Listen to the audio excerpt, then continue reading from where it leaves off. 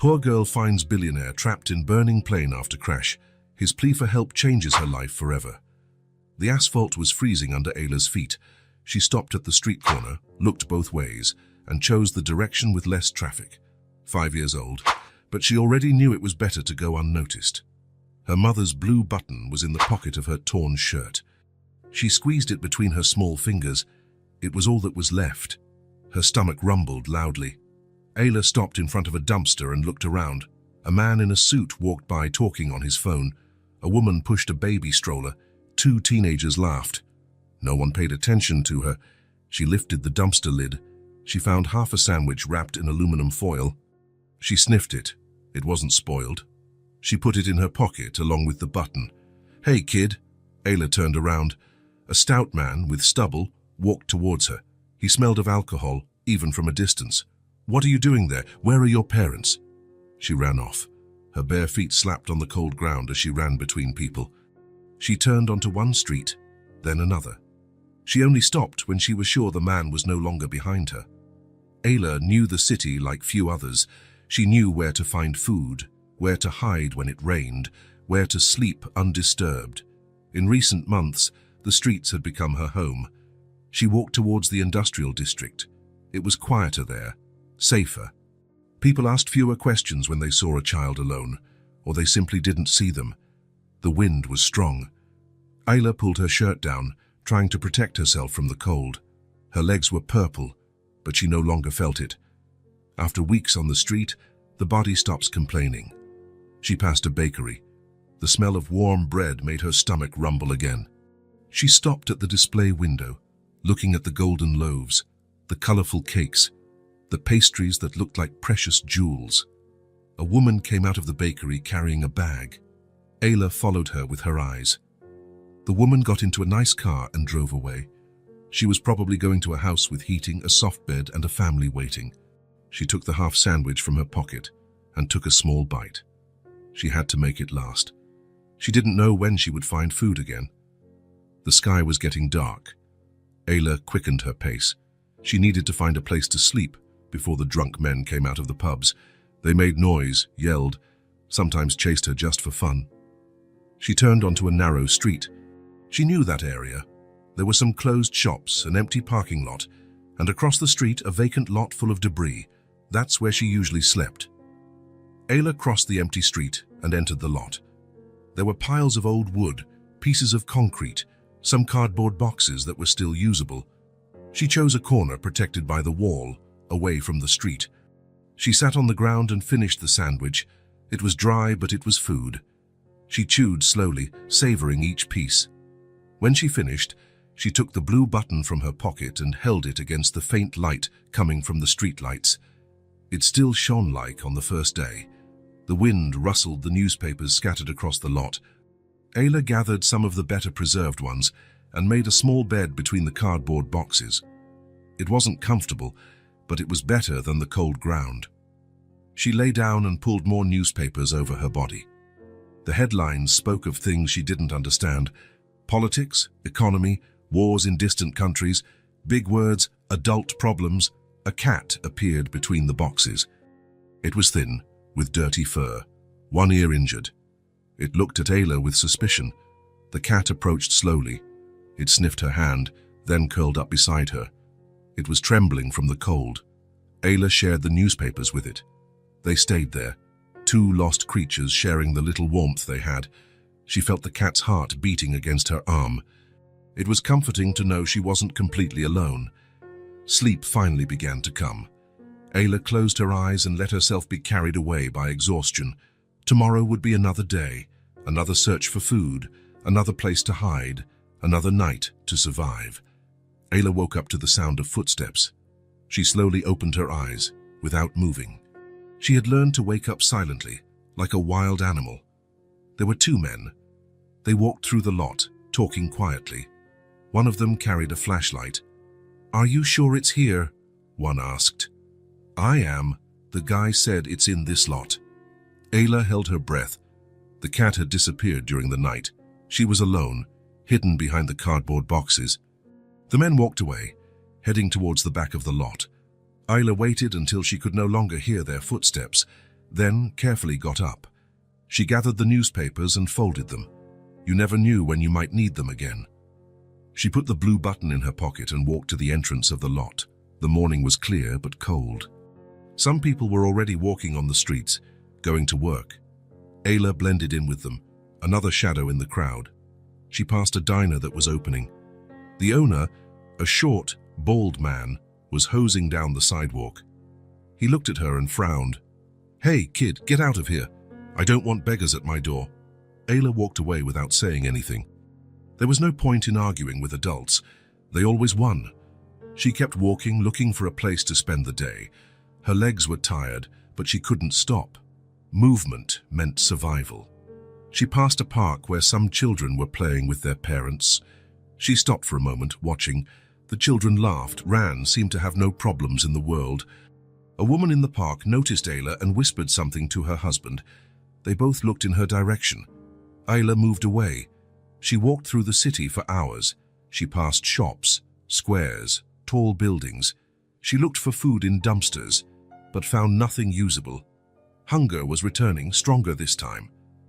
Ayla stopped in front of a restaurant. Through the window, she could see people eating.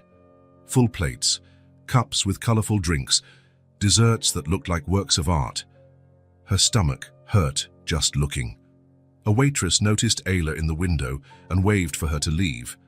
Ayla obeyed, but she could still smell the food in the air. The hunger was becoming unbearable. She found a crumpled piece of paper on the ground and started to chew it. It tasted like nothing, but it tricked her stomach for a few minutes. In the middle of the afternoon, she headed to the industrial district again, but this time, instead of going to the lot where she had slept, she decided to explore a new area. There were several abandoned factories around, surrounded by empty lots. The place was quiet, almost deserted, perfect for someone who wanted to go unnoticed. Ayla entered a larger vacant lot than the others. There was a lot of debris scattered around, pieces of metal, old wood, some tires. She walked among the wreckage, looking for a good place to hide. Her feet hurt. She had a cut on her right heel that wouldn't stop bleeding. She sat on a pile of bricks and looked at the wound. It was inflamed, with purple edges. Ayla tore a piece of her shirt and tied it around her foot. It wouldn't heal the cut, but at least it would stop the bleeding. She stood up and continued exploring the lot. The hunger was making her head ache. It had been 2 days since she'd had real food, just paper and some crumbs she'd found at the bottom of a dumpster. That's when she heard it. A strange sound coming from the sky, unlike anything she had ever heard. It wasn't a helicopter, nor a large bird. It was something bigger, deeper, like a distant roar. Ayla stopped and looked up. The sound was getting louder, closer, and there was something wrong with it. It wasn't the normal sound of a plane. And then she saw it. A small plane, flying too low, making a terrible noise. Black smoke came from one of its wings. The aircraft swayed in the air as if it were losing control. Ayla stood paralyzed, watching. The plane passed over her, so low that she could see windows, could almost feel the heat of the engines. And then, with a roar that made the ground tremble, it crashed. The explosion was deafening. High flames rose from the other side of the lot, where the plane had crashed into the ground. Pieces of metal flew in all directions. The smell of burning fuel filled the air. Ayla should have run. Any normal person would have run. But she approached the flames. The heat was intense, almost unbearable. But Ayla kept walking, shielding her face with her hands. Something pulled her towards the wreckage, a strange feeling she couldn't explain. She walked around the largest flames and got close to the plane wreckage. The cockpit was partially destroyed, but it was still possible to see inside, and that's when she saw him. A man was trapped in the pilot's seat. There was blood on his face. His clothes were torn, but his eyes were open. He looked at her through the cracked glass. "Help," he whispered in a weak voice. "Please." Ayla could have run away at that moment. She could have left the man there and run off, as she always did when there was danger. But something made her stay. She looked around and found an iron bar among the wreckage. It was heavy for her, but she managed to lift it. She used the bar to force open the cockpit door. The metal groaned, but finally gave way. Ayla dropped the bar and approached the man. "Can you move?" she asked. He tried to get up but groaned in pain. My leg is trapped, he said, and I think I broke some ribs. Ayla looked down. Part of the dashboard had fallen on his leg. She tried to lift it, but it was too heavy. She found a large stone and used it as a lever. She managed to lift the dashboard enough for him to pull his leg out. Now, she said. Slowly. The man moved carefully. He was injured, but managed to get out of the seat. Ayla helped him stand up. Thank you, he said, looking at her in astonishment. You're just a kid. Can you walk? He tried to take a step and almost fell. Ayla held him by the arm. Come on, she said. Don't you have to get out of here? They walked slowly, moving away from the wreckage. The man leaned on her, and despite being small, Ayla was stronger than she looked. Months on the street had taught her body to endure more than it should. When they reached a safe distance, the man sat on a pile of old bricks. He was pale, breathing with difficulty. What's your name? He asked. Ayla hesitated. She didn't usually tell her name to strangers. Ayla, she finally said. I'm Alan, he said. Alan Dryson. You're very hurt, she said, looking at the blood on his face. I'll be fine, he said. But you saved my life. On the horizon, sirens began to wail. Ambulance, firefighters, police. Someone had seen the explosion and called for help. Ayla stood up. They're coming, she said. They'll take care of you. Wait, Alan said, trying to get up. Don't go. I need to thank you properly.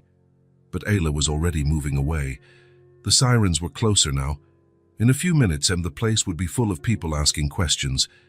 People who would want to know who she was, where she lived, where her parents were. She couldn't stay for those questions. Ayla, Alan shouted after her. Wait! But she was already running, disappearing among the wreckage of the vacant lot, as she always did, as she had learned to do. When she reached the other side of the lot, she stopped and looked back one last time. She could see the red and blue lights of the emergency vehicles arriving. She could see Alan being surrounded by paramedics. He was safe now. Ayla took the blue button from her pocket and held it against the late afternoon light. It shone, as always, reminding her of better times. She put the button back in her pocket and walked away from the lot. She needed to find a new place to sleep. Far from there, far from the questions that would come.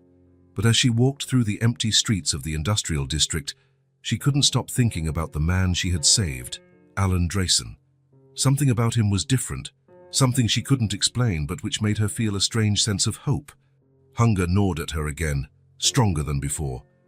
Ayla put her hand on her stomach and continued walking, looking for food, for shelter, for another day of survival on the cold city streets. The sirens grew louder until they stopped right next to Alan. He was sitting on the bricks, trying to breathe without pain when the first paramedics arrived running. Sir, can you hear me? A woman in a blue uniform asked, kneeling beside him. I can, Alan replied hoarsely. There's a little girl. She helped me. The paramedic looked around, but saw no one other than Alan. What girl, sir? It's just you here. She was here. Small, about 5 years old. She pulled me out of the plane. The paramedic exchanged a look with her colleague. People in shock sometimes saw things that didn't exist. We'll take care of you now, okay? You can leave everything to us. They put Alan on a stretcher and carried him to the ambulance. He tried to look back, searching for Ayla, but the lot was empty. Only smoldering wreckage and firefighters extinguishing what remained of the fire. During the ride to the hospital, Alan closed his eyes and tried to remember every detail. The girl was real. She had talked to him, touched him, carried him away from the flames. It wasn't a hallucination. What's your name? The paramedic asked, checking his blood pressure. Alan Dryson. She paused for a second. The businessman, Dryson Industries? Yes. The woman signaled to her colleague, who immediately grabbed the radio to inform the hospital they were bringing in someone important. At the hospital, Alan went straight to the emergency room. Doctors and nurses moved quickly around him. Bright lights, urgent voices, the constant beeping of machines. Fractured left leg, a doctor said, looking at the X-ray. 3 broken ribs, cuts on the face that will need stitches, but nothing life-threatening. Doctor, Alan called, grabbing the doctor's arm. There was a child at the crash site, a little girl. I need to know if she's okay. Mr. Drayson, you hit your head. It's normal to experience mental confusion after such trauma. I didn't hit my head, and I'm not confused. She saved me. The doctor looked at Alan with professional patience. We'll run some tests to make sure everything's okay, all right? 3 hours later, Alan was in a private room, his leg in a cast, his ribs bandaged. An investigator from the insurance company had arrived to ask questions about the accident. Mr. Drayson, can you tell me what happened? Engine trouble. Lost control of the plane. Crashed in the vacant lot. And then, a little girl pulled me from the wreckage. Small, dark hair, dirty clothes. She saved me. The investigator wrote everything down, but Alan noticed the skeptical expression on his face. Sir, we checked the area. There was no one there, no witnesses, no cameras that recorded any child. But she was there. I spoke with her. Do you remember her name? Ayla? The investigator wrote the name, but Alan knew he didn't believe it. After the man left, Alan was alone in the room. The nurse had given him a painkiller, but he couldn't relax. Every time he closed his eyes, he saw Ayla's face, her dark eyes, her serious expression, the careful way she had helped him out of the plane. She wasn't a hallucination, she was real. The next morning, the doctor came to visit. How are you feeling? And better. Doctor, about the girl. Mr. Drayson, I understand that you believe you saw a child, but trauma can cause... I know the difference between reality and hallucination, Alan interrupted him. She was there. The doctor sighed. Look, even if there was a child, she probably ran away when she heard the sirens. Children are afraid of authorities. Alan thought about that. It made sense. If she was a street child, she would naturally flee when the police arrived. Doctor, I want to hire someone to look for her. Mr. Drayson, she saved my life. I need to find her. After the doctor left, Alan picked up the phone and called his assistant. Marcus, it's me. Alan, man, what a scare. How are you? Alive, thanks to a child. I need you to find someone to help me. A private investigator, someone good with tough cases. Investigator, for what? To find the girl who saved me. There was a pause on the other end of the line. Alan, the doctor said you might have had hallucinations because of the... Marcus, I'm going to say this once. It wasn't a hallucination. A 5-year-old girl pulled me out of that plane and saved my life, and I'm going to find her, with or without help. All right. I'll see what I can do. In the afternoon, the nurse brought some newspapers. The headlines talked about the accident. Businessman survives plane crash. Alan Drayson escapes death in air accident. Miracle. CEO emerges unharmed from explosion. Alan read the articles.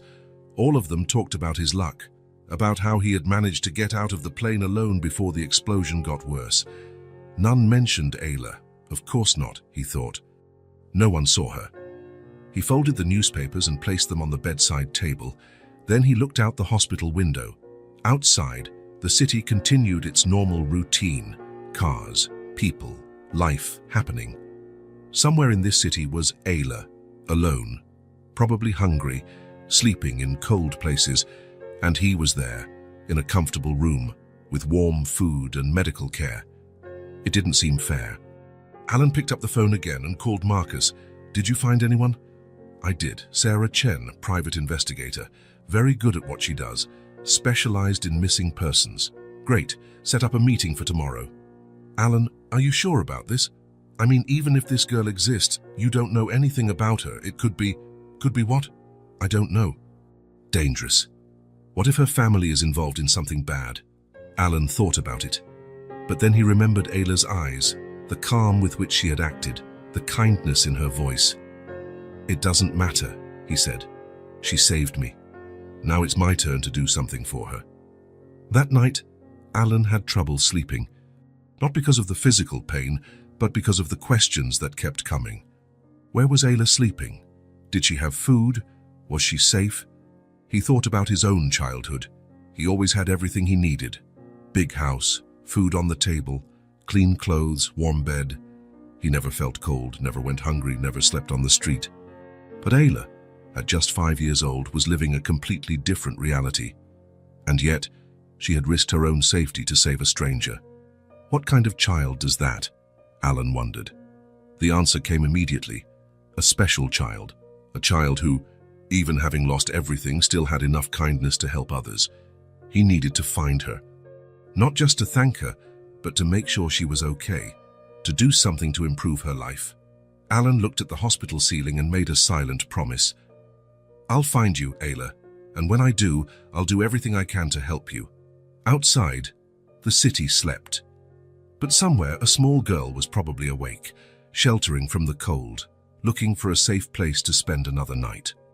Alan closed his eyes and tried to sleep, but the image of Ayla's dark eyes remained there, reminding him that some things in life were more important than business, money, or success. Some things, like a lost child, needed to be found. Alan left the hospital 3 days after the accident. His legs still hurt, his ribs protested with every movement, but he needed to go back to that place. He needed to see with his own eyes where his life had changed forever. Marcus drove to the industrial district. The luxury car seemed out of place on those empty streets, between abandoned factories and vacant lots. "Are you sure you want to do this?" Marcus asked, looking at Alan in the rearview mirror. "I am. I can wait in the car." "No, I need to go alone." Marcus stopped in front of the vacant lot. Alan got out slowly, leaning on the cane the doctors had given him. Each step was a reminder that he had almost died there. The lot was different. The police had cordoned off the area with yellow tape, but it was already torn by the wind. Some people had passed by. There were footprints in the dirt, discarded soda cans, scattered papers. Alan walked through the entrance and headed towards the wreckage. What was left of the plane was covered by a black tarp. Smaller pieces of metal were still scattered around the area. Parts of the wing, fragments of the dashboard, broken glass that shone in the afternoon sun. He stopped where he had woken up after the accident. There, in that exact spot, Ayla had appeared. A 5-year-old child alone who could have run away but chose to stay. Alan sat on a pile of bricks, the same ones where he had waited for help to arrive. The smell of burning was still in the air, mixed with the odor of old fuel. Why am I alive? The question had haunted him for the past 3 days. He wasn't religious. He didn't believe in fate or miracles. He was a practical man who solved problems with logic and money. But there, looking at the wreckage of what should have been his death, he couldn't find a logical explanation. The plane had exploded. The flames were intense. He was trapped, injured, unable to get out alone. He should have burned to death in that wreckage. But I'm here. He looked around, trying to retrace Ayla's steps.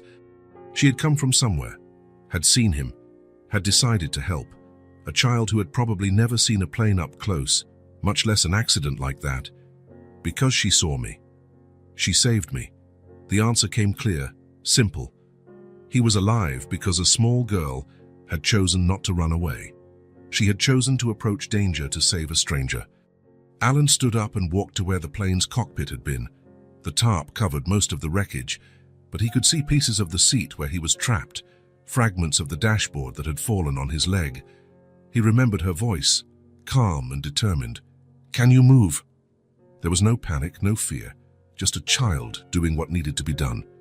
He tried to imagine where she was now, probably in another vacant lot, looking for food, trying to keep warm. While he had spent 3 days in a comfortable hospital, she had spent 3 nights on the street. Guilt squeezed his chest harder than the pain in his ribs. Alan walked around the area, observing every corner. There were small footprints in the dirt. Some could be hers. He found a piece of fabric caught on a wire, dirty and torn. It could be from the clothes she was wearing, but these were just vague clues, tracks that could belong to anyone. He sat down again, this time on the ground, leaning his back against a pile of old wood. The sun was setting, painting the sky orange and red, the same colors as the flames he had seen 3 days ago. How did a 5-year-old child have the courage to approach that? Alan thought about his own childhood. At 5, he was afraid of the dark, of big dogs, of being alone at home. His biggest problems were broken toys and food he didn't like. But Ayla was living a completely different reality. For her, danger was an everyday thing. Hunger, cold, adults who could hurt her. She had learned to survive in a hostile world, and yet, when she saw someone in greater danger than herself, she had acted. What kind of person am I, Alan wondered, if a child with nothing has more courage than me? He had always considered himself successful. He had built a company from scratch, accumulated wealth, gained respect. But what had he done to deserve being saved? What had he given to the world to justify his life being spared? The answer was uncomfortable. He had spent years focused only on profits and on growth, on competition. He had donated to charities, but out of social obligation, not genuine compassion. He had helped people, but always expecting something in return. When was the last time he had helped someone without thinking about what he would gain from it? Never, he admitted to himself. But Ayla had done exactly that. She had risked her own safety to save a stranger, without expecting anything in return. She had acted with her heart, not with her head. Alan stood up and walked to the center of the area where the plane had crashed. This was ground zero for his new life. The place where the man he was had died, and the man he could become was born. He took his cell phone from his pocket and called Marcus. "Marcus, cancel the meeting with the investigator." "Cancel? But I'm going to look for her personally." "Alan, you have no idea where to start. The city is huge. She could be anywhere." "Then I'll look everywhere." "Oh, that's impossible. You need professional help." Alan looked at the wreckage around him, at the place where a child had changed his perspective on everything. "Marcus, all my life I've solved problems with money. I hired people, bought solutions, paid others to do what I didn't want to do. And it worked. You built an empire that way. But this isn't about business," Alan said, watching the sunset. "This is about a girl who saved me when she didn't have to, who gained nothing from it, who probably doesn't even know who I am." "So what?" "So what is that I'm going to find her the same way she saved me, with my heart, not with money." There was a long pause. "You hit your head harder than the doctors thought," Marcus finally said. Alan smiled for the first time in 3 days. "Maybe. Or maybe I've finally come to my senses." He hung up the phone and stayed there for a few more minutes. The lot was silent now, only the sound of the wind rustling the scattered metal pieces. "Halas," he thought, "I don't know where you are, but I'm going to find you. And when I do, I'm going to do for you what you did for me. I'm going to give you a chance to be reborn." Alan put his cell phone away and began to walk back to the car. Every step hurt, but he felt lighter than he had in years. For the first time in his life, he had a purpose that didn't involve profit or success. He had a mission that came from the heart, not from ambition, to find the girl who had given him a second chance to be a better person, and he wasn't going to give up until he succeeded. Alan had spent 5 days searching, 5 days walking the city streets, limping with his cane, observing every child, every shadow, every corner where a small girl might hide. In the first 2 days, he had looked in the obvious places: squares, parks, near schools, places where children would normally be. But Ayla was not a normal child, and he soon realized he was looking in the wrong places. On the 3rd day, he changed his strategy. He began to look in the places a street child would choose: dark alleys, abandoned buildings, underpasses, places most people avoided. It was tough. Alan wasn't used to walking so much, especially with his injured leg. His ribs ached with every step, but he continued. At every corner, every new street, he hoped to see those dark eyes that had saved his life. On the 4th day, he started asking people on the street, homeless people, street vendors, people who knew the dark corners of the city. "Have you seen a little girl?" he would ask. Small, about 5 years old, with dark hair. Most shook their heads. Some asked for money before answering. Others looked at him with suspicion, wondering why a rich man was looking for a lost child. But at the end of the 4th day, a homeless man named Joe said something that gave Alan hope. "There's a girl I see sometimes. Tiny, walks alone, doesn't talk to anyone. Where did you see her?" "Around there, near the old market street. But she doesn't stay in the same place for long. She's smart, knows how to hide." Alan thanked him and gave Joe some money. For the first time in days, he felt he was on the right track. On the 5th day, he woke up early and went straight to the old market street. It was a commercial area that was busy during the day, but at night it transformed into a quiet and gloomy place. He walked for hours, observing every building entrance and every alley, every place where a small child could shelter. The sun was setting when he saw her. Underneath the awning of a closed shop, there was a small figure wrapped in clear plastic. Alan approached slowly, his heart pounding. It was her. Ayla was sleeping, curled up like an abandoned cat. The plastic covering her was from a trash bag she had torn to make a makeshift blanket. Her feet were dirtier than last time, and he could see new scratches on her legs. Alan stopped a few feet away. She looked so small, so fragile. How had she survived alone for so long? He approached a little closer. The ground was cold, and he could imagine how cold she must be feeling too. Her lips were a little blue, and she trembled slightly, even in her sleep. Alan hesitated. What if she got scared? What if she ran away again?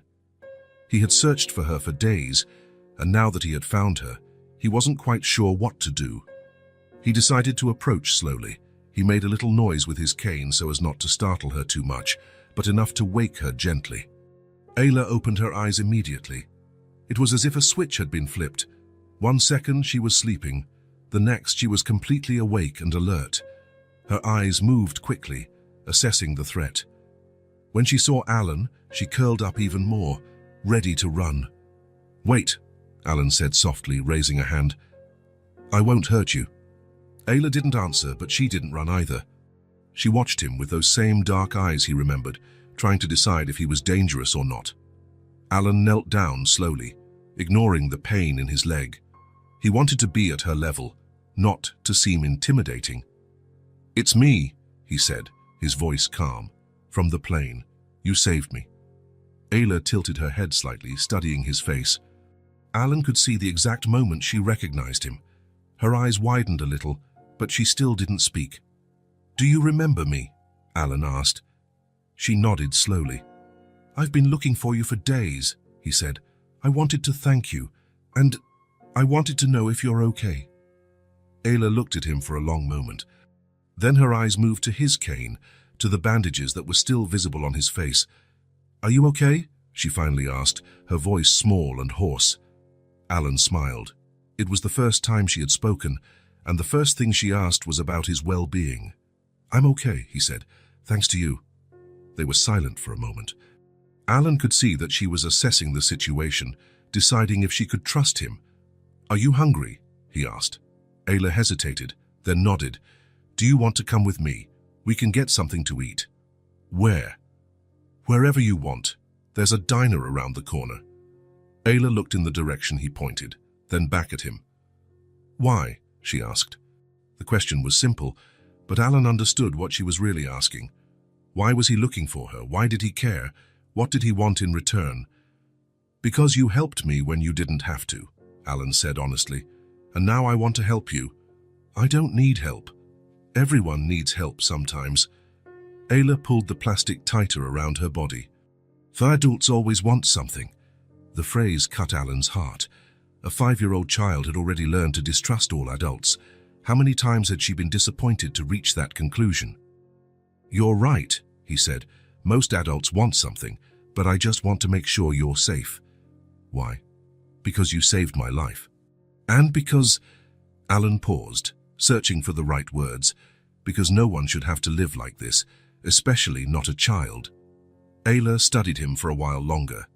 Alan remained still, letting her decide. Finally, she let go of the plastic and slowly stood up.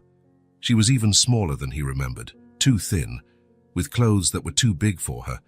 "It's okay," she said quietly, "but if you try anything, I'll run." "Understood." Alan got up carefully, leaning on his cane.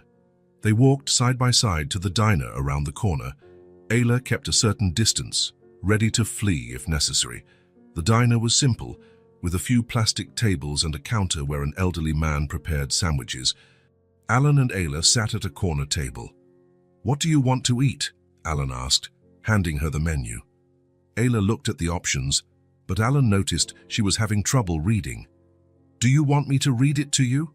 She nodded. Alan read each item on the menu, explaining what each thing was. Ayla's eyes widened when he mentioned a hamburger with fries. Can I order that one?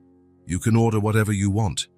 Alan ordered a complete hamburger for her and a coffee for himself.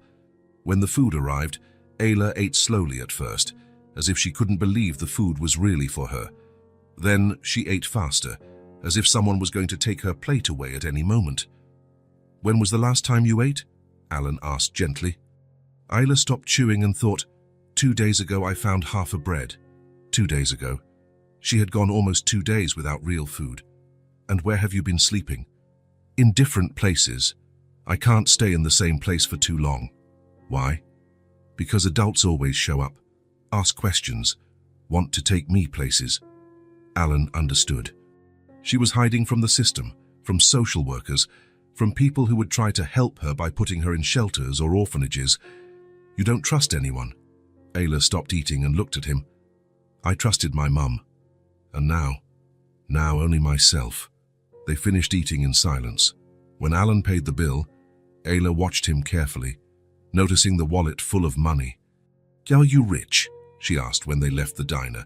I am. Alone? Alone. She shook her head, as if she couldn't understand why a person needed so much space. Inside the house, Ayla walked carefully, as if she was afraid of breaking something. Her bare feet made little noise on the marble floor. There's a lot of stuff, she said, looking at the expensive furniture, the artwork on the walls. There is, Alan agreed. Sometimes I think there's too much. He took her upstairs to the floor where the bedrooms were. Alan had quickly arranged one of the guest rooms for her. He had changed the sheets, put some children's clothes he had bought on the way, and made sure there were clean towels in the bathroom. This will be your room, he said, opening the door. Ayla entered slowly. The room was bigger than any place she had ever slept. There was a single bed with white sheets, a small desk, a soft armchair, and a large window overlooking the garden. She walked to the bed and ran her hand over the clean sheets. Is it just for me? She asked, her voice full of astonishment. It's just for you, Alan confirmed. Ayla looked at him, then back at the bed. I've never slept in one, she said. The sentence broke Alan's heart. A 5-year-old child had never slept in a bed. Want to try? Ayla nodded. She sat on the edge of the bed first, testing if it was real. Then she lay down slowly, as if the bed were made of glass and could break. When her head touched the pillow, her eyes closed automatically. It's soft, she whispered. So the bathroom is right there, Alan said, pointing to a door. There are clean towels, soap, shampoo, and these clothes are for you. Ayla opened her eyes and looked at the pile of new clothes on the table. Are they really for me? They are. She sat on the bed again. How long can I stay? The question was simple but full of meaning. Alan understood that she was asking about more than just that night. For as long as you want, he said. There's no rush to decide anything. Ayla nodded and lay down again. This time, she pulled the blanket over her body and snuggled into the pillow. Alan, she said, without opening her eyes. Yes. Thank you, Alan smiled. Thank you. For saving me. You're welcome. In a few minutes, Ayla was sleeping. Alan stood at the door for a while, watching. She looked so small in the big bed, but for the first time since he had found her, she seemed relaxed. There was no tension in her shoulders, no constant alertness she maintained when awake. For the first time in months, Ayla was sleeping peacefully. Alan gently closed the door and went down to the living room. He sat in the armchair and looked out the window at the lit garden. His life had completely changed in 1 week. 7 days ago, he was a successful businessman living alone in a big house, focused only on work and profits. Now there was a 5-year-old child sleeping upstairs, our child who had saved his life and who now depended on him to survive. He had no idea what he was doing. He knew nothing about caring for children, especially a child who had been through so much trauma. But one thing he knew for sure, he wasn't going to let Ayla go back to the streets. No matter what it took, he was going to give her the security and care she deserved. Upstairs, Ayla slept deeply for the first time in months, wrapped in the warmth of clean blankets and the security of solid walls. And for the first time since her mother had died, she dreamed good things. Ayla woke up on the second day, to the smell of coffee and warm bread wafting through the house. For a moment she was confused, not remembering where she was. Then she saw the clean room, the soft bed, and remembered she was safe. She slowly went downstairs, following the smell. Alan was in the kitchen, making breakfast. When he saw her, he smiled. "Did you sleep well?" Ayla nodded, still a little shy. She had never woken up in a place where someone greeted her with a smile. "Are you hungry?" "I am."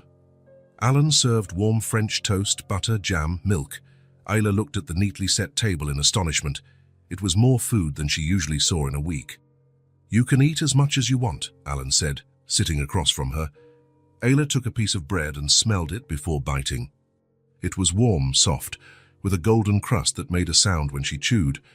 It was the best bread she had ever tasted. "Good?" Alan asked. "Very good." She ate slowly, savoring each bite. Alan watched, noticing how she paid attention to every detail of the food as if it were a treasure. After breakfast, Alan showed her the rest of the house. The living room with huge armchairs, the library full of books, the office with computers. Ayla touched things carefully, as if she was afraid of breaking them. "Do you work from home?" she asked, looking at the papers on the office desk. "Sometimes. But I have an office in the city too." "And what do you do?" "I have a company. We build buildings, houses." Ayla thought about that. "Like this one." "Similar, but most are smaller." They went back to the kitchen. Alan made another coffee and sat beside her. "Ayla, do you want to take a bath? There's a bathtub in your room, with hot water." She looked at him with suspicion. "Why?" "Because it's nice. And because—" Alan hesitated. "Because you must be feeling dirty after so long on the street." Ayla looked at her own hands. They were indeed dirty, with long black nails from the dirt. "I don't know how." "What do you mean?" "I've never bathed in a bathtub." Alan realized there were many more basic things Ayla had never experienced. "Do you want me to teach you?" She nodded. Alan took Ayla to the bathroom in her room. It was large, with a white bathtub and soft towels hanging on the shelves. "First we fill the bathtub," he said, turning on the faucets. "The water has to be warm, not too hot, not too cold." Ayla watched the water fill the bathtub, fascinated. She had never seen so much clean water together. "Then you get in and use soap to wash yourself," Alan continued, showing her the soap and shampoo bottles. "And these towels are to dry yourself afterwards." Ayla touched one of the towels. It was softer than anything she had ever felt. "They're soft," she said, astonished. "They are. And they're yours. For everything here is yours now." When the bathtub was full, Alan tested the temperature. "Perfect.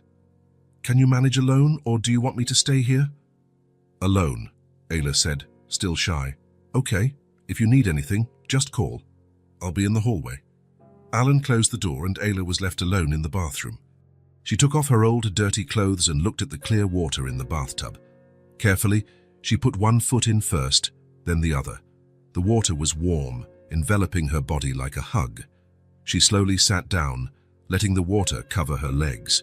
It was the best feeling she had ever experienced. Ayla stayed like that for a few minutes, just enjoying the warmth of the water. Then she picked up the soap and began to lather. The foam was white and fragrant, very different from the common soap her mother sometimes managed to buy.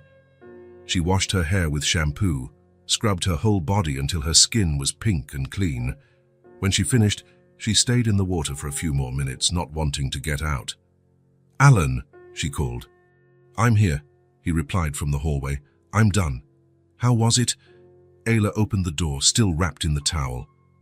"It was good," she said, and for the first time since she arrived, she truly smiled. The smile transformed her entire face. Alan realized she was even more beautiful than he had imagined. Clean, with her hair shining, she looked like a normal child. "So now let's see the new clothes," he said. The clothes Alan had bought were on the desk in the room. Pants, t-shirts, a small dress, underwear, socks, shoes, all new, all clean. Ayla touched each piece with admiration. "Are they really for me?" "They are." She chose pink pants and a white t-shirt with a flower design. When she finished dressing, she looked at herself in the mirror. I look different, she said. You look beautiful, Alan said. And it was true. Clean and in new clothes, Ayla looked like a completely different child from the girl he had found sleeping under the awning. In the days that followed, Ayla discovered small miracles that for Alan were normal, everyday things. The hairbrush fascinated her. She had never had one, and brushing her hair after bathing became one of her favorite moments of the day. Why does it get so smooth? She asked, observing how her hair shone after being brushed. That's how hair gets when it's clean and brushed, Alan explained. The pillow was also a marvel. Every night, Ayla fluffed the pillow several times before lying down, testing its softness. It's like a cloud, she said one night. Have you ever seen clouds up close? Alan asked, joking. No, but I imagine they're like that. Regular food was perhaps the biggest discovery. 3 meals a day, always on time, always warm. Ayla still ate slowly, savoring each mouthful, but gradually relaxed and trusted that there would be more food at the next meal. Will there be breakfast again tomorrow? She asked on the second night. Yes, every day. And lunch? And lunch, and dinner too. Ayla smiled, an expression that was becoming more common every day. Alan observed all these small discoveries with a mixture of joy and sadness. Joy for being able to provide these experiences for her, sadness for realizing all she had lost in her first years of life. But what impressed him most was how Ayla was changing. Not just physically, although she was stronger, healthier, more rosy-cheeked, it was in her behavior too. She was starting to smile more. She still spoke little, but when she did, her voice was less shy. She explored the house with more confidence, touching things without as much fear of breaking. And Alan realized that he too was changing. His mornings no longer began by checking emails or calling the office. They began by making breakfast and talking with Ayla. His evenings were no longer spent working late. They were spent in the living room, sometimes in silence, sometimes talking, always in her company. He was learning to see the world through the eyes of a child. Things that were trivial to him, like hot water or food on the table, were miracles to her. This made him appreciate things he had long taken for granted. Alan, Ayla asked one afternoon while they were in the living room. Yes? Why do you take care of me? The question caught him by surprise. He thought for a moment before answering. Because you're special, he said, and because everyone deserves to be cared for. But you don't know me. I'm getting to know you now. Ayla was silent, thinking. Do you have children? She asked. No. Why? Never found the right person, and never had time. And now I have you. Ayla smiled again, that smile that lit up her entire face. It was that night that she finally told her story. They were sitting in the living room after dinner. Alan was reading the newspaper, and Ayla was drawing on a sheet of paper he had given her. Suddenly, she stopped drawing and looked at him. Alan, can I tell you something? Of course. Ayla put the pencil aside and turned to him. Mommy coughed a lot, she said, her voice low. Every day, every night. It was a bad cough. It made a lot of noise. Alan put the newspaper aside and gave her his full attention. She stayed in bed, couldn't get up. I brought her water, but she barely ate. Where did you live? In a small room. It was dark, smelled bad. Mommy said it was temporary, that we'd have a better house soon. Ayla paused for a moment, remembering. One morning I woke up and called her, but she didn't answer. I shook her, but she didn't move. Alan felt his heart ache. She was very cold, Ayla continued. I covered her with the blanket and waited. I thought she would wake up. How long did you wait? I don't know, a long time. When it started to smell bad, I understood she wasn't going to wake up anymore. The simplicity with which she told the most traumatic story of her life was heartbreaking. Then she slept and didn't wake up, Ayla said, using the words she had found to explain her mother's death. And what did you do? I waited a little longer. Then I left. I didn't know where to go, so I just walked. And how did you learn to live on the street? By watching others. There were people sleeping on the street too. I saw where they hid, how they found food. Ayla picked up the pencil again, but didn't go back to drawing. I was scared, she said. Scared of the drunk men, scared of the adults who asked questions, Scared of being taken to bad places. What bad places? Mummy always said not to trust strangers. She said they sometimes take children to places where they can't leave. Alan understood. She was talking about shelters, orphanages, maybe worse. So you hid. I hid. I learned to be invisible. Invisible. No one saw me. I passed by people and they didn't even look. It was like I didn't exist. But I saw you. Ayla looked at him. You were the first. The first what? The first one who really saw me. Not just looked, but saw. The phrase echoed in Alan's mind. She was right. All those people on the streets, all those who had passed her in recent months, probably saw her but chose not to truly see her. No one saw me, Ayla said, her voice almost a whisper. Only you. Alan moved closer to her on the sofa. Do you know why I saw you? Why? Because you saved my life first. You saw me when I was in danger. You helped me when you didn't have to. That made me realize you were special. Ayla thought about that. Do you think we saved each other? The question was too profound to come from a 5-year-old child, but it was accurate. I think so, Alan said. I think you not only saved me from the accident, you saved me from an empty life. What do you mean? Before I met you, I only thought about work, about money, about things that weren't really important. You showed me what's really important. What is? Caring for people, being kind, seeing who needs help and helping. Ayla smiled again, that smile that lit up her entire face. Then we really did save each other. Yes, we saved each other. They were silent for a while, each absorbing the conversation. Finally, Ayla returned to her drawing. Alan? Yes. Thank you for seeing me. Thank you for saving me. That night, when Alan put Ayla to bed, she snuggled into the soft pillow and pulled the warm blanket over her. Good night, he said. Good night, Alan. Yes. Will there be warm bread again tomorrow? Yes. And will I be able to take a bath in the bathtub? Yes. And will you be here? I will be here. Ayla smiled and closed her eyes. Then it's good. Alan stood at the door for a moment, watching. A week ago, he was a lonely man living in a big, empty house. Now he had a child sleeping upstairs, and his house finally felt like a home. He had thought he was saving Ayla, but now he understood that she had saved him too. She had shown that life could be more than work and success. It could be about connection, about caring for someone, about small daily miracles like warm bread and soft towels. And for the first time in years, Alan felt complete. Today we're going out, Alan said during breakfast. Ayla stopped eating and looked at him with interest. Going out where? To buy some things for you. Clothes, toys, whatever you want. Really, really. Ayla finished breakfast faster than usual, eager to go out. She had been at Alan's house for a week, but had not left beyond the garden. Can I choose whatever I want? She asked, as Alan grabbed the car keys. You can choose whatever you want. In the car, Ayla pressed her face against the window, watching the city pass by. Everything seemed different from inside a car. Cleaner, more organized, less threatening. So where are we going first? She asked. The mall. It's a big place with many stores. I've never been to a mall. Alan was no longer surprised by these revelations. Every day he discovered more things Ayla had never experienced. The mall was busy when they arrived. Ayla was impressed by the size, the bright lights, the number of people walking back and forth. Hey, it's big, she said, holding Alan's hand. It is, but don't worry, we won't get lost. The first stop was a children's clothing store.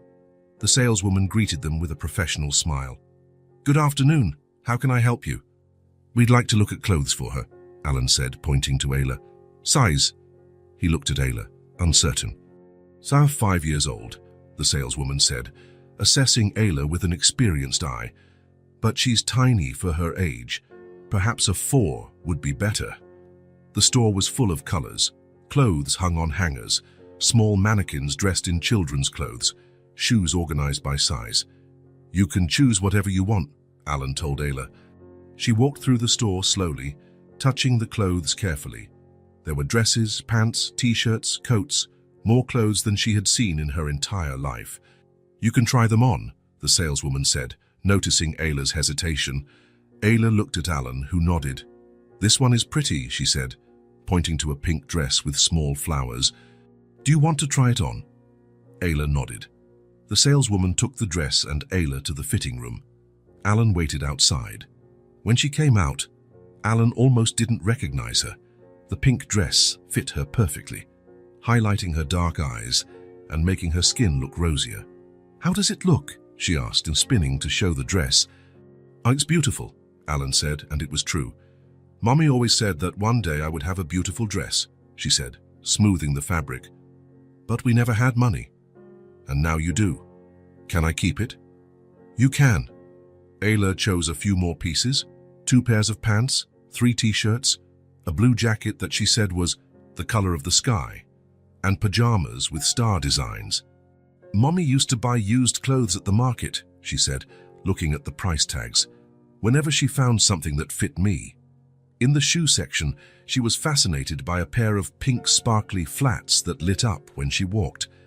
"They light up," she said, excited, taking a few steps to see the lights flash. "Do you like them?" "I like them a lot. Mommy always said shoes were a luxury. We only bought them when mine had holes." "Then they're yours." After the clothes, they went to a toy store. Ayla had never seen so many toys together. There were dolls, cars, puzzles, games, stuffed animals of all sizes. "I don't know what to choose," she said, looking around with wide eyes. "You don't have to choose just one. You can get several." "Several?" she asked, incredulous. "Mommy used to say toys were for rich kids." "You're a child, and you deserve toys." Ayla walked through the store aisles as if she were in a museum. She touched the toys with reverence, as if they were works of art. She stopped in front of a doll with blonde hair and a blue dress. "She's pretty," Ayla said. "Now she looks like a doll I saw in a shop window once. Mommy and I stopped to look, but it was too expensive. Do you want her?" "Can I?" "Of course." Ayla picked up the doll and hugged it. It was the first doll she had ever owned. "What will her name be?" Alan asked. Ayla thought for a moment. "Luna. Because she has bright eyes like the moon Mommy and I used to look at through the window." She also chose a brown teddy bear, a puzzle with a castle design, and a drawing kit with colored pencils, markers, and paper. "Mommy used to let me draw on the back of old papers," she said, holding the box of pencils. She said I drew well." "Is that enough?" Alan asked, seeing her arms full of toys. "That's enough," she said, smiling. "It's much more than I dreamed of." After shopping, Alan suggested having lunch at the mall. "There's a good diner here. Want to try it?" "I do." The diner was colorful and noisy, full of families with children. There was music playing softly and the smell of hamburgers and fries in the air. Alan found a table near the window. Ayla looked around, fascinated. "It's my first time in a place like this," she said. "What do you mean?" "A place just for eating, with tables, waiters, a menu. Mommy and I always ate at home. Or when we didn't have money, we'd share a bread in the park." "You've never eaten in a restaurant?" "No. Mommy said it was for people who had a lot of money. We used to dream about it sometimes." The waiter brought the menu. Alan read the options to Ayla, explaining each dish. "What do you want?" "Hamburger," she said without hesitation. "With fries." Mommy always said that one day we would eat hamburgers in a nice place. "And to drink." "Juice. What flavors do you have?" "Orange, apple, grape." "Grape," she said, excited. Mommy liked grapes. When she had money, she'd buy a small bunch to share with me. While waiting for the food, Ayla observed the other families in the diner. Children laughing, parents talking, everyone looking relaxed and happy. Alan: "Yes? Are these people happy?" "I think so." "Why?" "They seem different from the people I knew. Mommy was always worried about money, about food, about the rent for the room." "You don't have to worry about that anymore," he said softly. No. Now you're safe." The food arrived. Ayla's hamburger was big, with 2 slices of bread, meat, cheese, lettuce, and tomato. The fries were golden and crispy, and the grape juice was purple and sweet. Ayla picked up the hamburger with both hands and took a big bite. Her eyes lit up. "Is it good?" She nodded, chewing with pleasure. Then she took a sip of the juice and smiled even more. "It's sweet," she said, "and the hamburger is warm and tasty. Mommy would be so happy if she knew." Alan ate his salad, watching Ayla experience each flavor with enthusiasm. She ate slowly, savoring each fry, each sip of juice. "Alan," she said in the middle of lunch. "Yes, Mommy always said that one day our lives would get better, that we would have a nice house, new clothes, tasty food. And now you have all that." "Yes, she was right, except—" Ayla stopped speaking and looked at the hamburger. "Except what?" "Except she's not here to see it." Alan felt his heart ache. Even amidst so much joy, Ayla carried the longing for her mother. "I think she's watching," he said softly. "From somewhere, she's seeing you happy." Ayla smiled again and took another bite of her hamburger. "You know what?" she said, looking back at Alan. "Say what?" She bites the hamburger and says, smiling, "It's the best day in the world." The simple phrase hit Alan hard. For him, that was just a normal Saturday, a trip to the mall, some shopping, lunch at a diner, things he did without much thought. But for Ayla, who had spent her entire life dreaming of these simple experiences with her mother, it was the best day in the world. "Why is it the best day?" he asked. "Because I never had new clothes. I never had toys. I never ate in a nice place like this. And because all the things Mommy and I dreamed of are happening. And because what? Because you're here with me like you're my family." Alan felt his eyes well up. In 1 week, this small girl had completely changed his life. She had shown him that joy could come from the simplest things, from things that other people took for granted. "It's the best day for me too," he said. "Really? Really?" They finished lunch talking about the toys Ayla had chosen, about the new clothes, about how she would draw with the new pencils, thinking of her mother. "Can I wear the pink dress today?" she asked. "You can wear it whenever you want. And can I sleep with Luna?" "You can. And tomorrow can I draw with the new pencils?" "I want to draw Mommy in the beautiful dress she always wanted to have." "You can do whatever you want." When they left the diner, Ayla held Alan's hand with one hand and carried the doll Luna with the other. She skipped a little as she walked, making her new shoes light up. "Alan?" "Yes. Thank you for the best day in the world. Mommy would be very happy. Thank you for making it the best day." On the way home, Ayla fell asleep in the back seat of the car, hugging Luna. Alan looked at her in the rearview mirror and smiled. A week ago, he had almost died in a plane crash. Today, he had a daughter.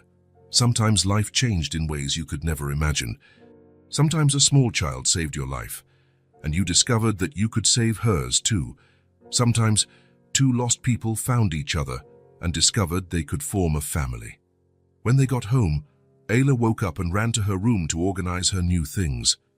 Alan followed her and found her carefully arranging each piece of clothing in the closet, each toy on the shelf. "Everything in the right place now," she said, satisfied. "Mommy always said that when we had a real home, I'd have a room all to myself. Your room is looking beautiful. It's becoming what Mommy dreamed of, like a princess's room." "It was already a real room." "No," she said, looking around. "Now it has my things. It has the dreams Mommy and I had. Now it's my home." And Alan knew she was right. That house had become a home, not just for her, but for both of them. A place where the dreams of a departed mother became reality through the love of someone who learned to see the world with the eyes of the heart. The best day in the world had become the first day of a new life, where the memory of a loving mother mingled with the promise of a better future. Alan woke up early on Sunday, as he always did. He made coffee and went to see if Ayla was awake yet. He found her in her room, sitting on the bed with the doll Luna in her lap, still in her pajamas. "Good morning," he said. "Good morning. Can I wear the pink dress today?" "Of course. Shall we have breakfast first?" They went downstairs to the kitchen together. Ayla was excited, talking about her new toys and how she was going to draw with the colored pencils after breakfast. Alan turned on the television while he made breakfast. It was Sunday, so there was a variety show on. He wasn't paying much attention, focused on making pancakes for Ayla. That's when he heard his name. Businessman Alan Dryson was photographed yesterday at a shopping mall in the North Side, accompanied by a child. Alan stopped stirring the pancake batter and looked at the TV. On the screen, there was a photo of him and Ayla leaving the diner. She was holding his hand and carrying the doll, Luna. They were both smiling. Dryson, known for his private life, had never been seen publicly with children. The girl's identity is a mystery, as is the nature of their relationship. "Alan," Ayla called. "What's wrong?" He quickly turned off the TV. "Nothing, let's have breakfast." But Alan knew it was something. Someone had photographed them at the mall, and now the photo was on television. In a few hours, it would be in all the newspapers. They had breakfast normally. Ayla put on the pink dress and played with Luna, while Alan tried to think about what to do. Maybe it wasn't a big deal. Maybe people would quickly forget. At 10 in the morning, the doorman called. "Mr. Dryson, there are some reporters here at the gate. They want to speak with you." "How many?" "3 cars, and it looks like more are arriving." Alan sighed. He hadn't forgotten. "Don't let anyone in. Thank you." He went to the living room window and discreetly looked out. There were several cars on the street, people with cameras, reporters holding microphones. "Alan," Ayla appeared beside him. "Who are those people?" "They're reporters, people who work for newspapers and television. What do they want?" Alan hesitated. How to explain to a 5-year-old child that their private lives had become news? "They want to know who you are," he finally said. "Tight, because they saw me with you yesterday and got curious." Ayla looked out the window again. More cars were arriving. "Are they going to come in here?" "No, I won't let them." But even as he said that, Alan was worried. Not for himself, but for Ayla.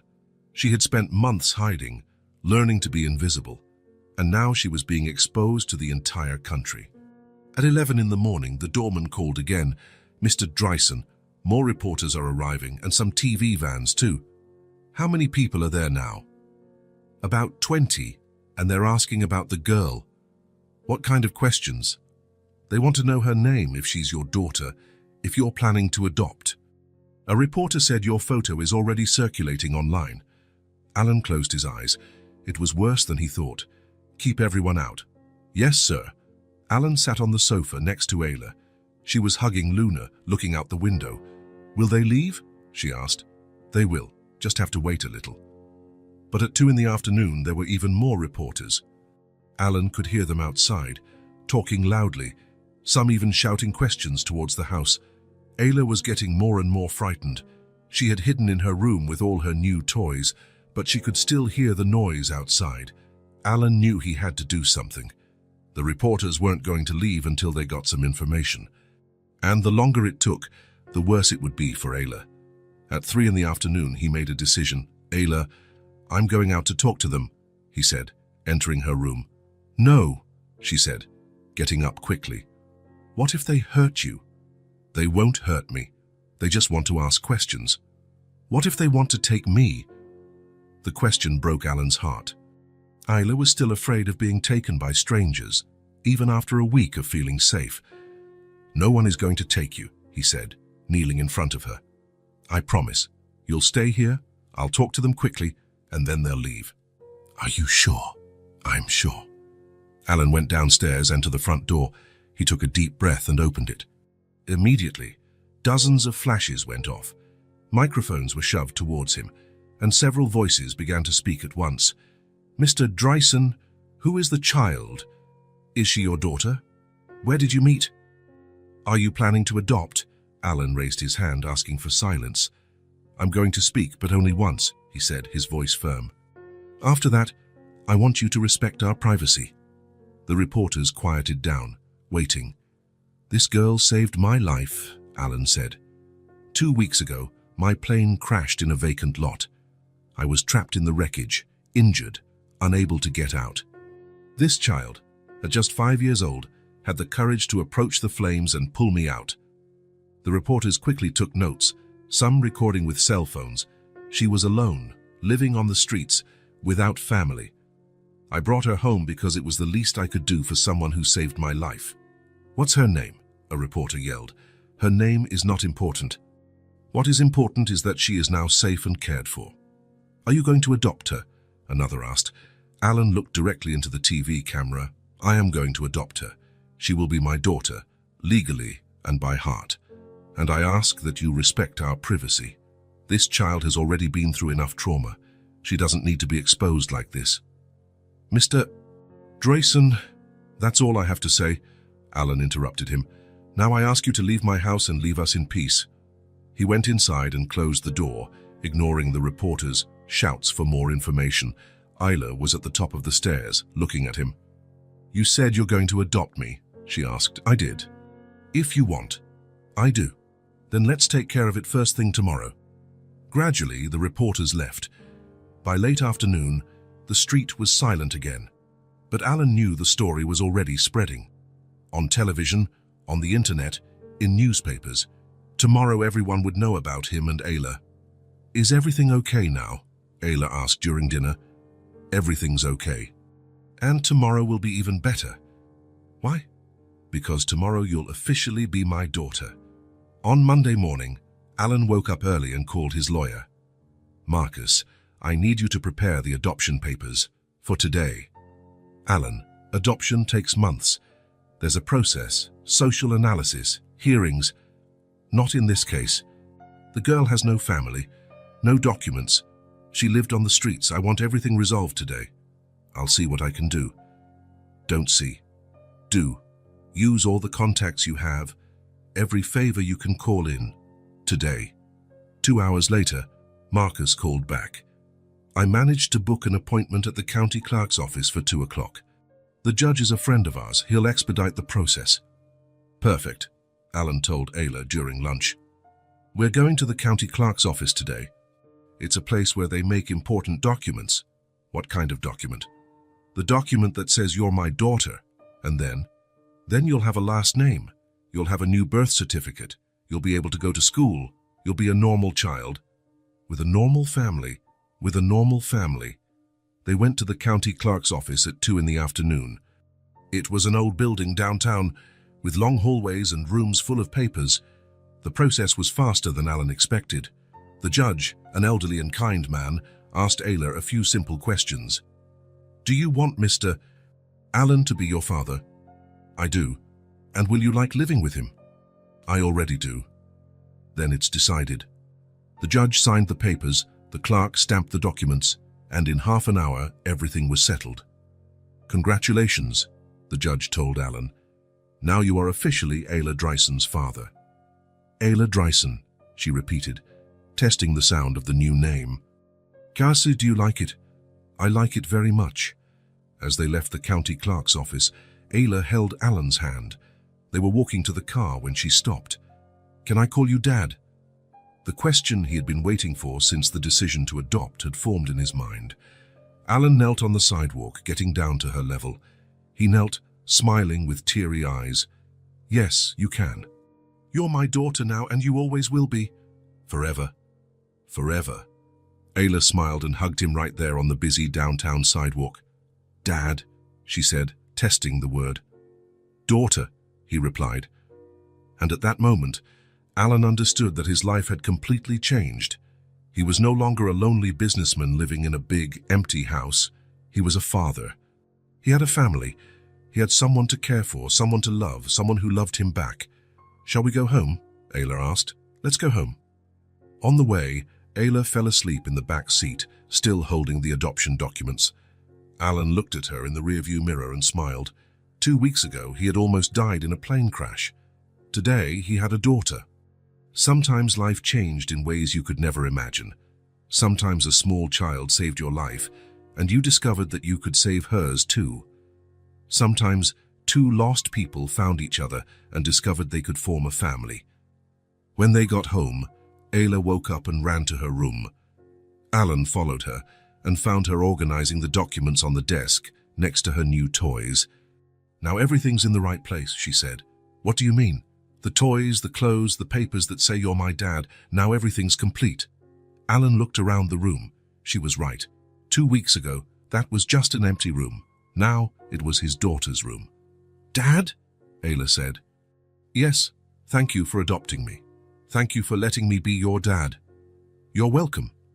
And Alan knew that house had become much more than a shelter. It had become a home, the home of a family that had formed in an unlikely way, but was now complete. Outside, life went on. Reporters could come and go, stories could be told and forgotten.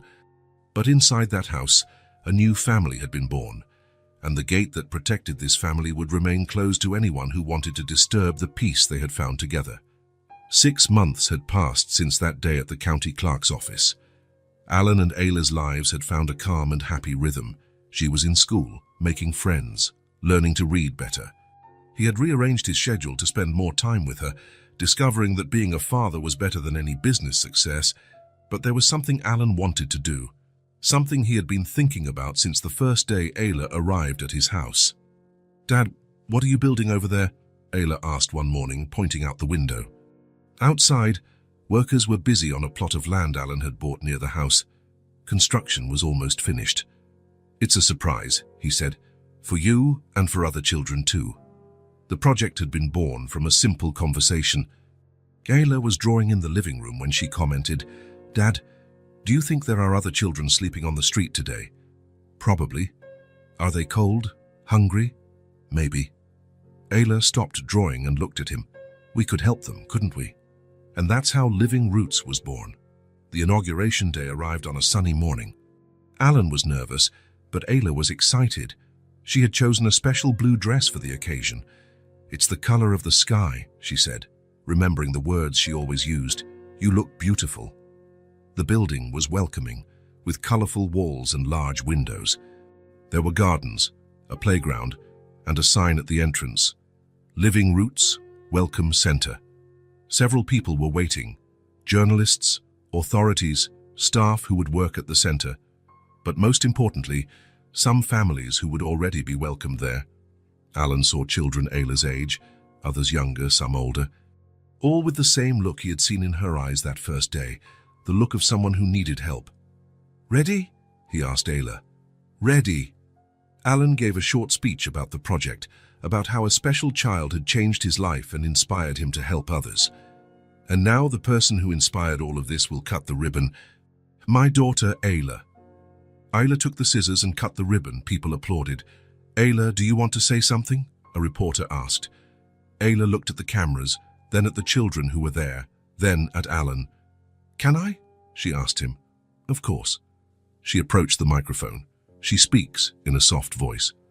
"I lived on the street before I met my dad. It was cold. I was hungry. I was scared. But now I have a home, warm food, a soft bed, and most importantly, it's good to have a family again. I love you." The simple words touched everyone's hearts. Alan felt his eyes well up. "I love you too," he said, bending down to hug her. That night, after the visitors left, Alan and Ayla were at home. She was in her room, organizing her toys before bed. Alan observed her room. At home, on the shelf, her mother's blue button was carefully kept. Ayla had never parted with it. It was always there, a reminder of the love that came before him. "Good night, daughter," he said, kissing her forehead. "Good night, Dad." He left the room. The light in Ayla's room remained on, as always. Ayla liked to sleep with a little light. In the living room, Alan sat and looked out the window. Outside, the city slept, but somewhere there were children awake, cold, alone. Tomorrow, some would have a place to go, a warm, safe, loving place, just as Ayla had found family, love, new beginnings. And in the upstairs room, with the light on and the blue button carefully kept on the shelf, a girl who had been saved slept peacefully, dreaming of all the other children who would now also have the chance to find a family. The circle was complete. Love had won. If this story touched your heart, subscribe to the channel and turn on notifications so you don't miss the next ones. Leave a like because it helps this story get recommended to more people. See you in the next story.